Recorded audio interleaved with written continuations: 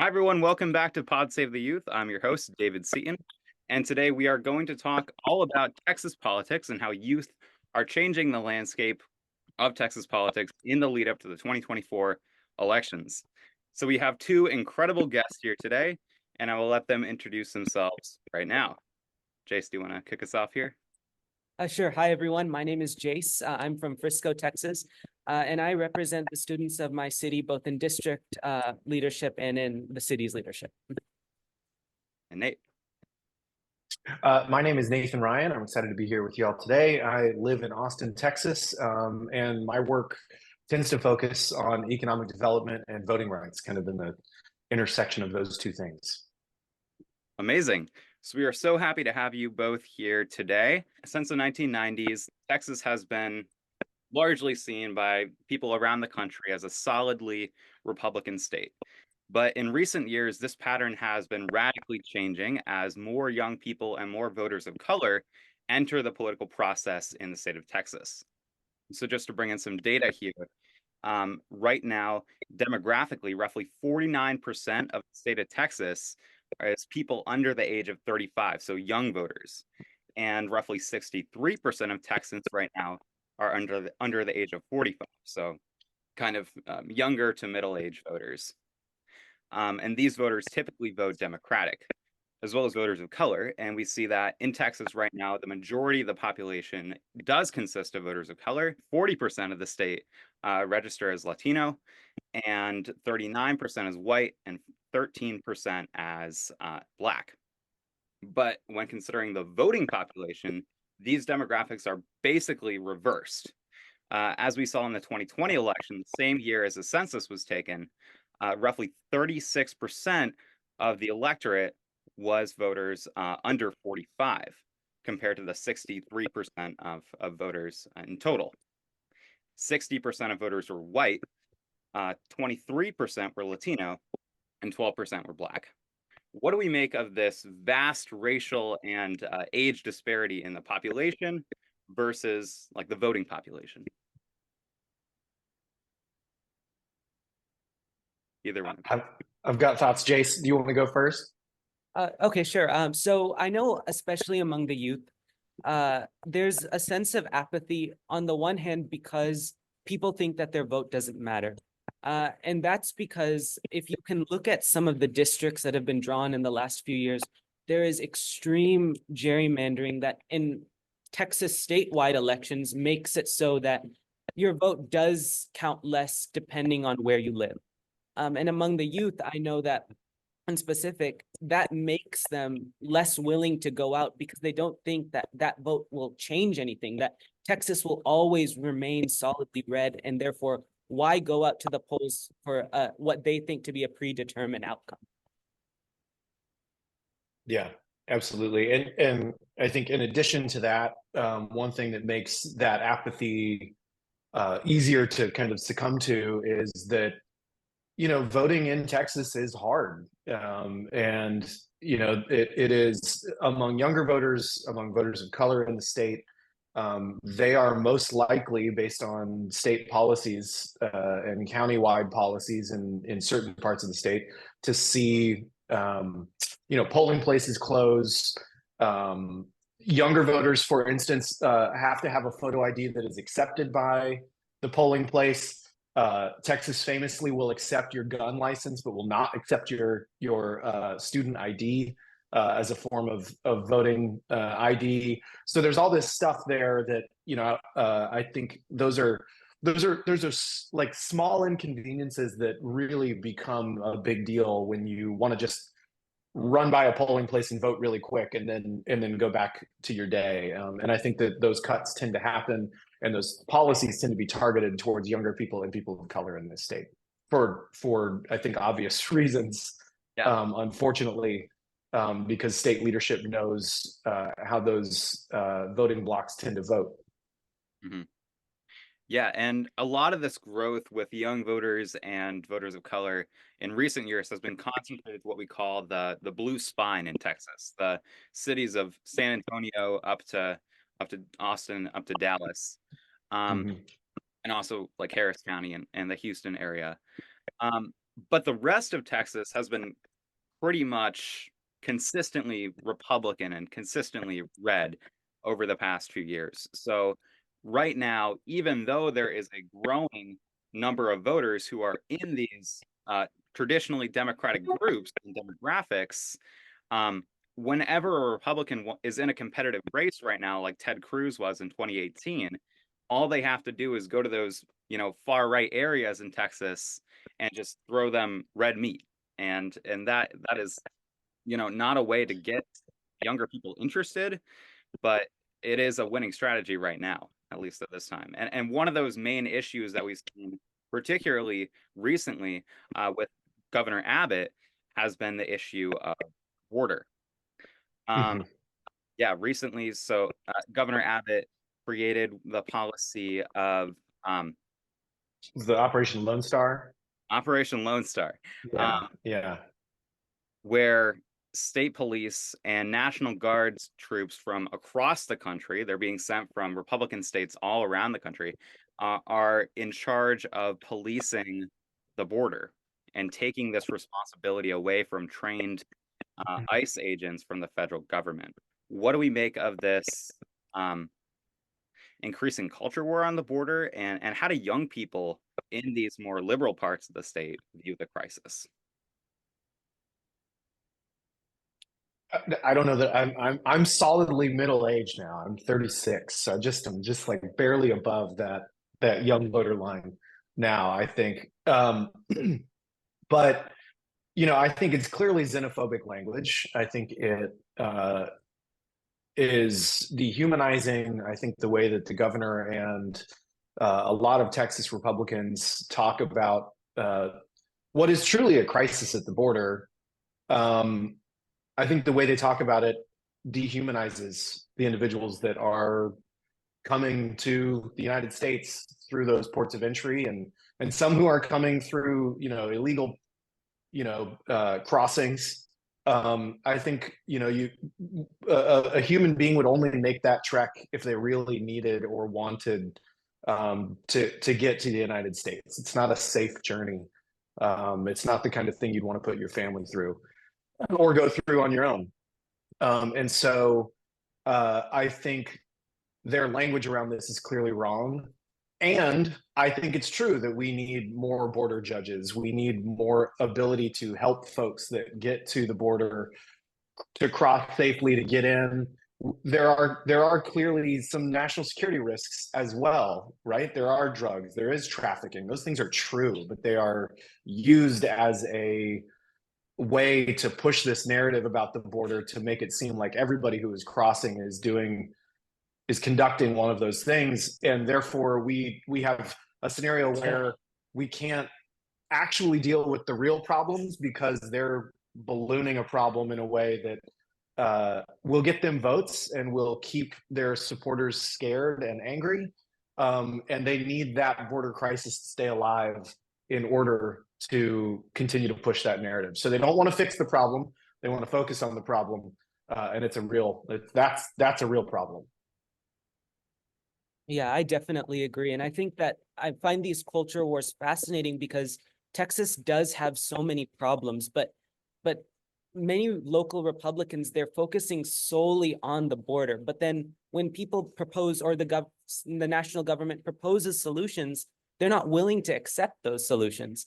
So going off what Nate said, they want this to be an issue. They want to continue to make it an issue so that they can get their voters to come out into the polls and blame whoever is opposing those policies, to say that this is their fault. So that's why they can continue to maintain their cycle of getting reelected. And I think that from a youth perspective, a lot of youth voters see that, because many people especially I know the Dallas-Fort Worth Metroplex, they are people of color. And some of this language that the state government is using is very hurtful, and it does dehumanize what many of these people are going through.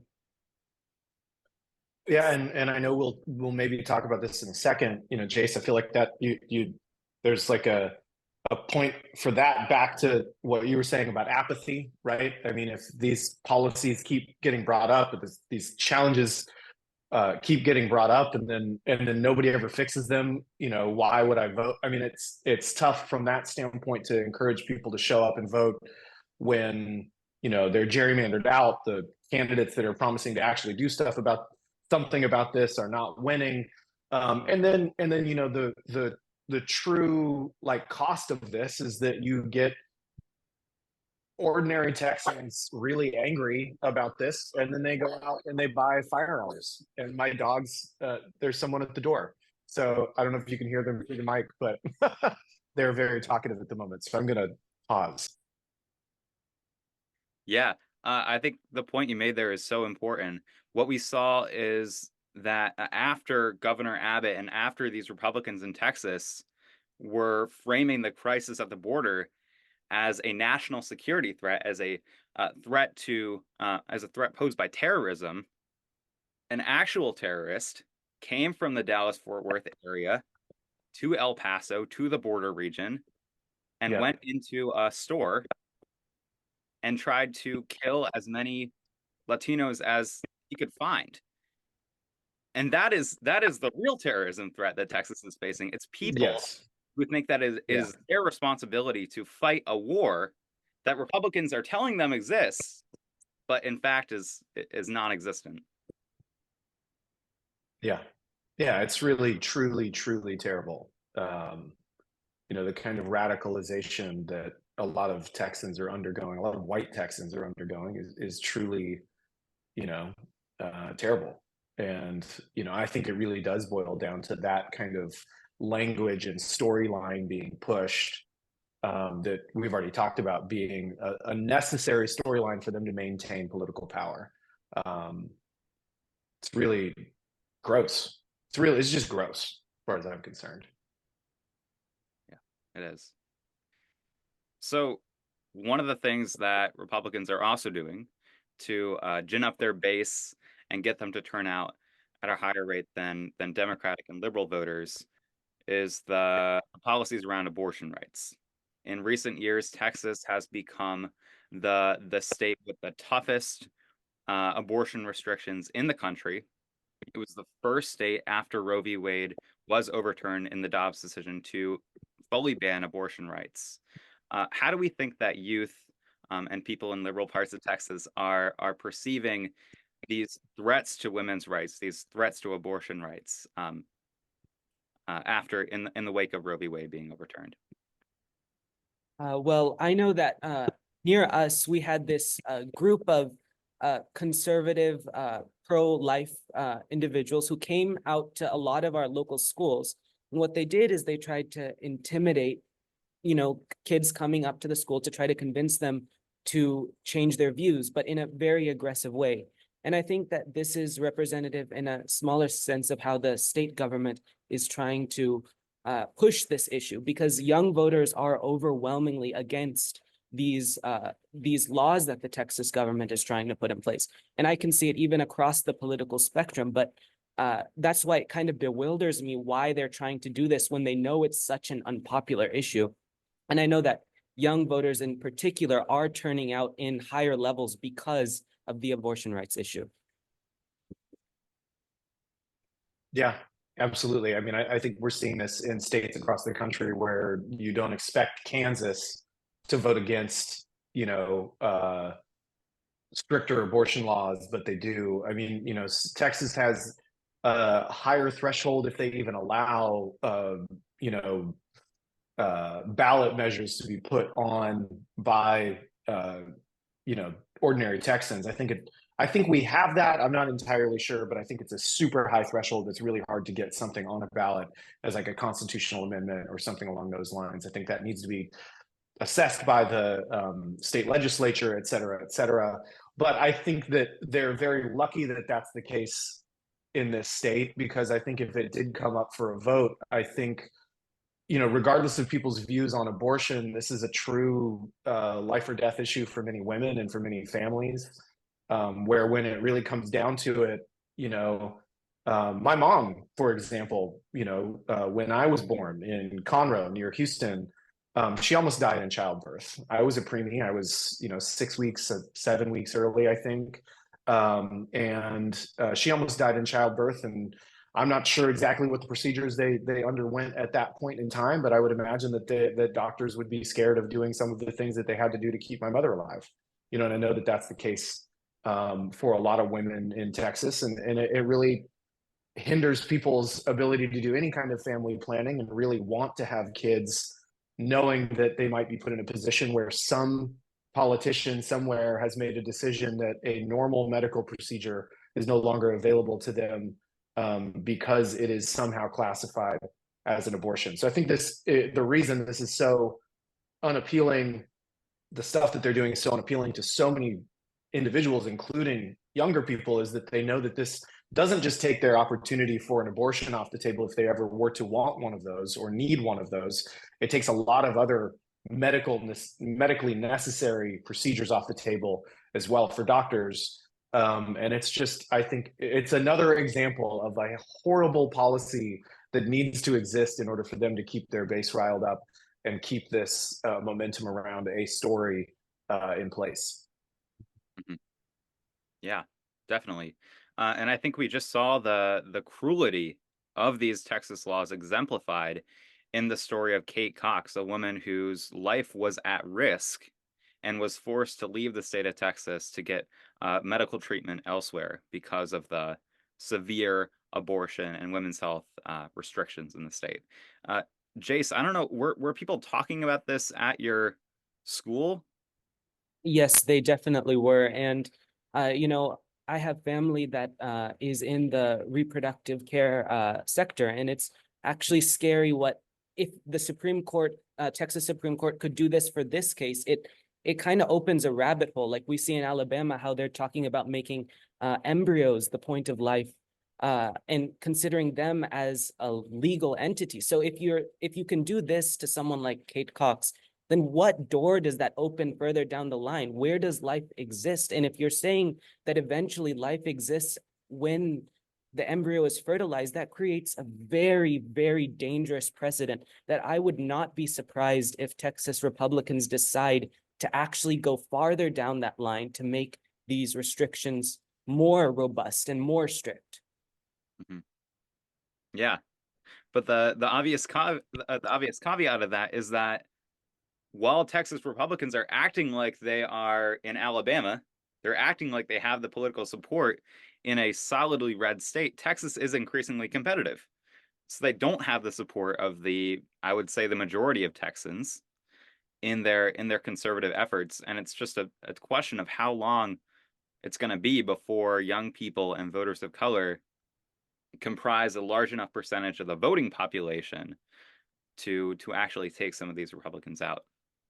And that's another really interesting thing, actually, because of these decisions, because of what's happening, a lot of young voters are actually seriously considering leaving Texas. I know that a lot of people in my high school and in my community, young people are saying, well, because I don't have these certain rights, I don't want to live here anymore. I want to go to a place where I can have the freedom to do what I want, like in New York and California. And you see such a large amount of students wanting to leave that it makes you wonder, is this going to stop a lot of this migration coming into Texas, or is that drain of students that wanting to leave Texas going to affect future elections? It's just a question that we don't know, but we might see play out in the future. Mhm. Yeah, I think Nate, you can talk more about this since you're more in the business side of things. Mm-hmm. In the city of Austin, we've obviously seen incredible growth in the business and in the economic growth of the city in recent years.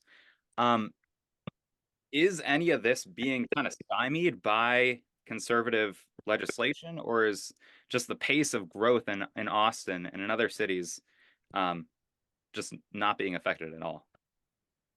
You know, the pace of growth is intense. I mean, Austin and surrounding metro areas are seeing just I mean, a never-ending stream of people moving in, either from other parts of Texas, which is the majority of people moving into Austin, believe it or not. They're from other parts of Texas, but um, you know, you do have a decent number of people moving in from California and from New York and all that kind of stuff. And I think We are not seeing it slow down. We might see it slow down relative to what we saw 2020 and 2021 in the pandemic, when everybody wanted to kind of get out of these places that were super locked down and come into Texas and Austin, which were not as locked down, which we can have a discussion about whether or not that was good too, but that's what got a lot of people moving out here.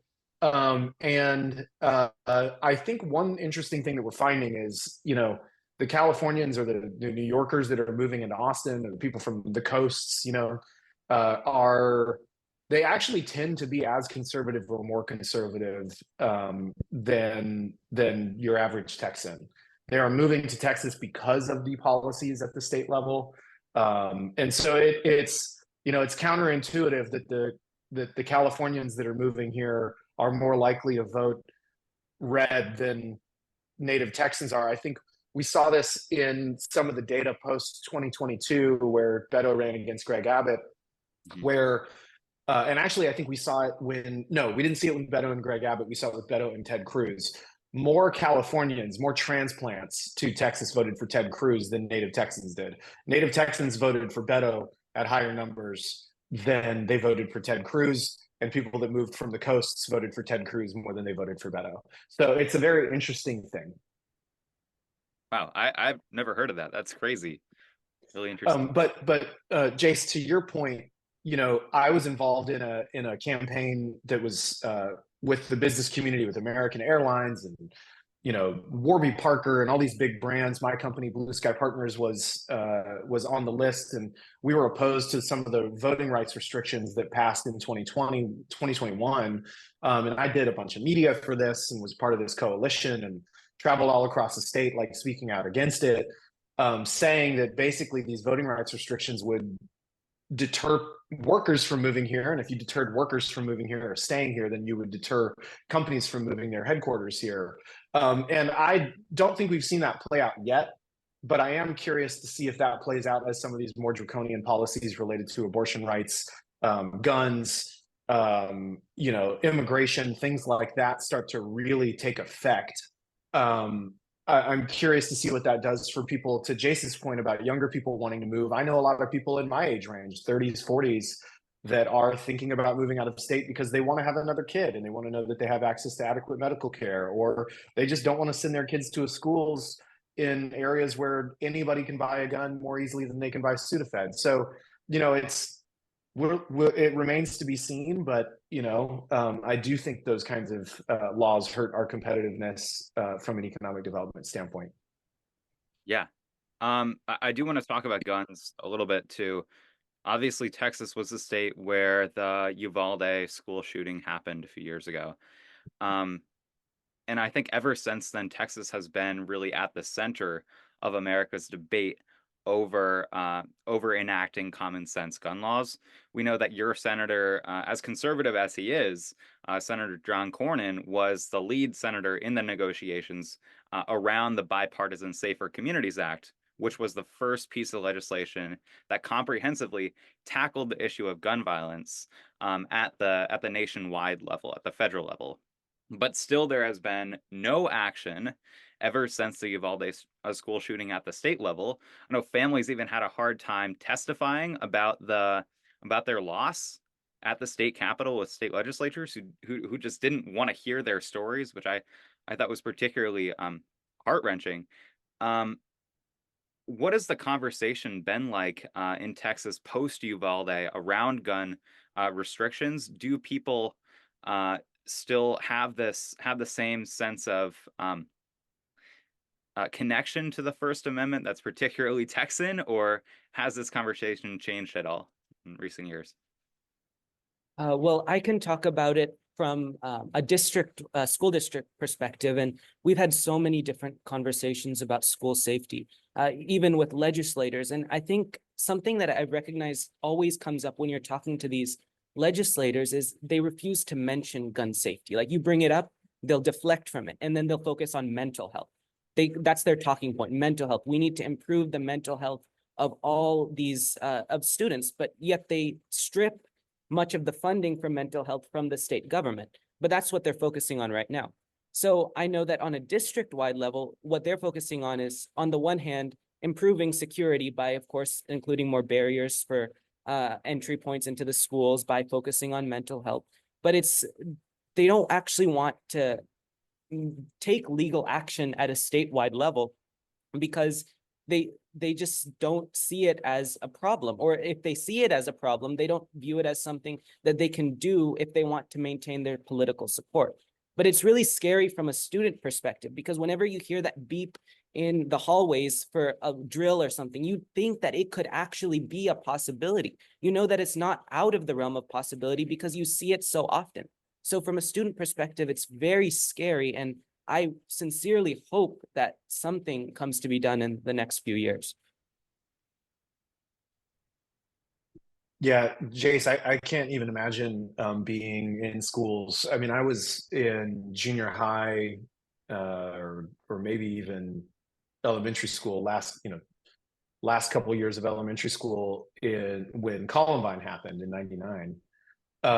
And the sort of like school shooter drills really became a thing after I graduated high school. We had safety drills and things like that, but something that was specifically focused on uh, somebody being armed on your campus wasn't really a thing until after I graduated high school. And it is so sad to me to think about parents that send their kids to school where they know that's in the back of their head all the time. My girlfriend has kids, and that has become more real to me through our relationship, and then also to be a kid and to go through that and to have that just treated as routine and normal when it is anything but is really sad. To me, there's nothing more angering than this issue, because it should be so clear.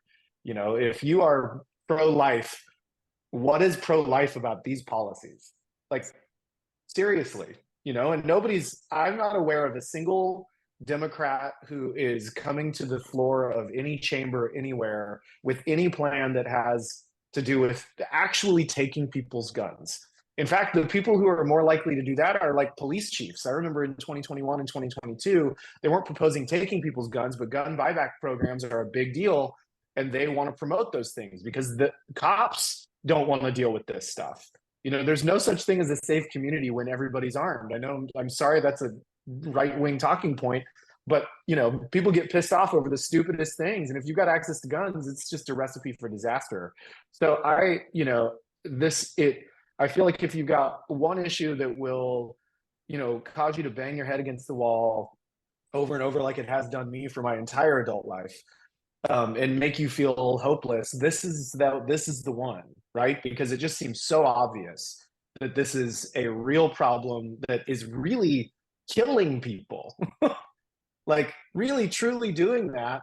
And we're not able to make changes at the state level here in Texas because of the NRA's kind of stranglehold and a few billionaires kind of stranglehold on the state.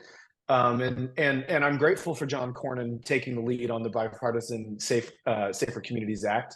And I know that we can do a lot more that would not restrict, a lawful gun owner from having access to something for self-defense or hunting or something along those lines, but could also keep guns out of the wrong hands. So this is one where I just want to crawl in bed. This is the kind of subject I just want to crawl in bed over, because it just gets me so,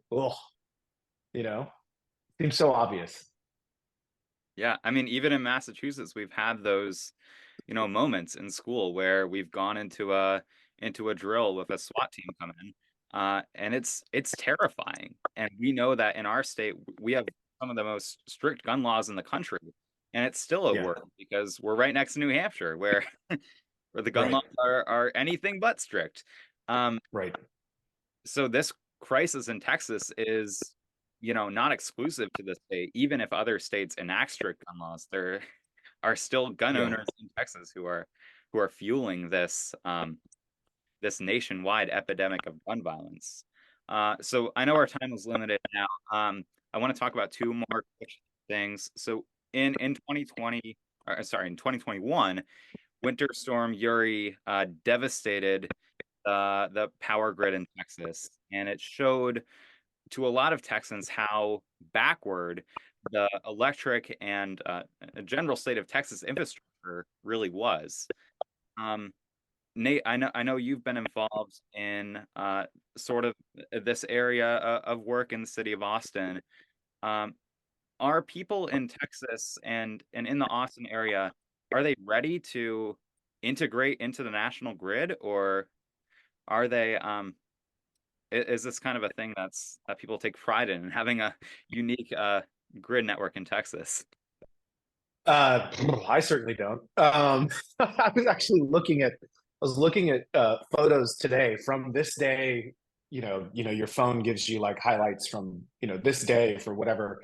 And this day in 2021, I had my truck, and my truck had a cube of water on it that was supplied by the Austin Fire Department and a local brewery that put potable water in it.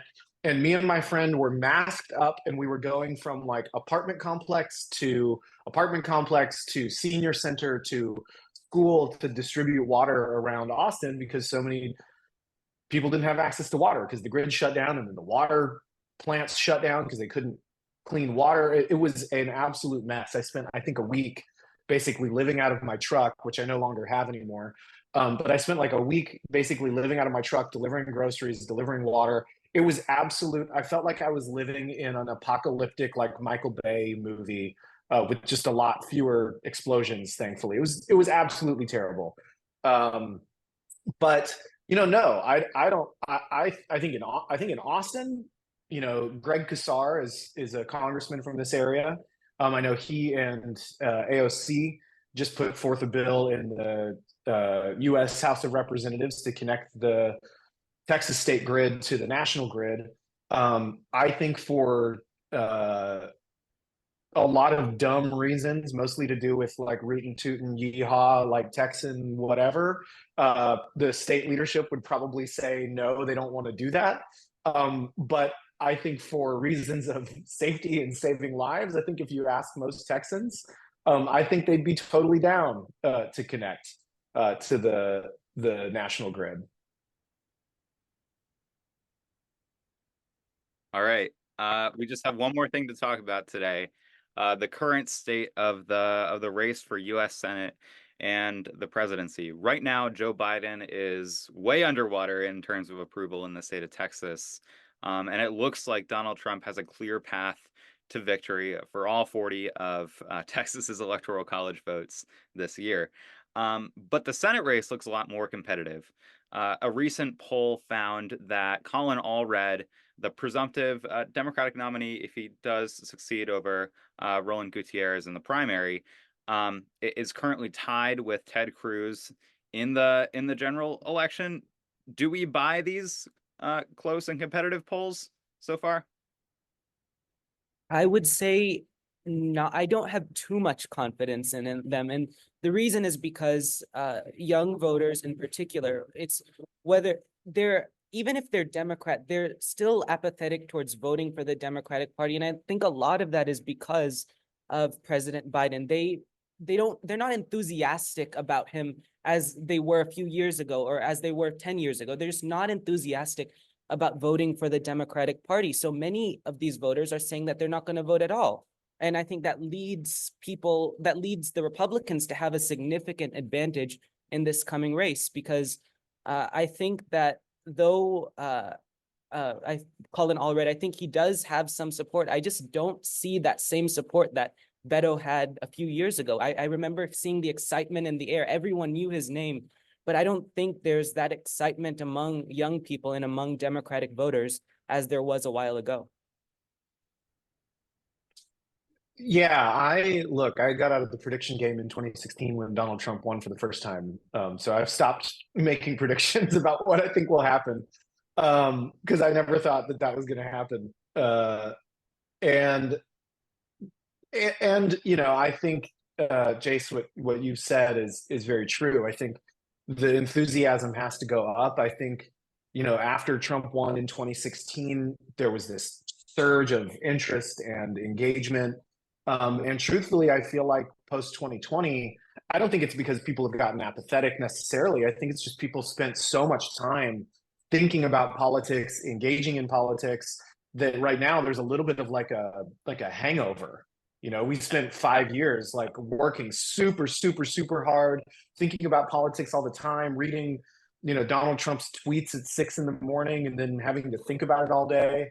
You know, I think there's a lot of people that are just like, it's nice to not think about this, which, you know, frankly, it's like it'd be really healthy to not have to worry about your basic bodily rights being, you know, taken away, or your access to voting being taken away, or, you know, guns may getting to. It'd be really nice to not have to think about those things.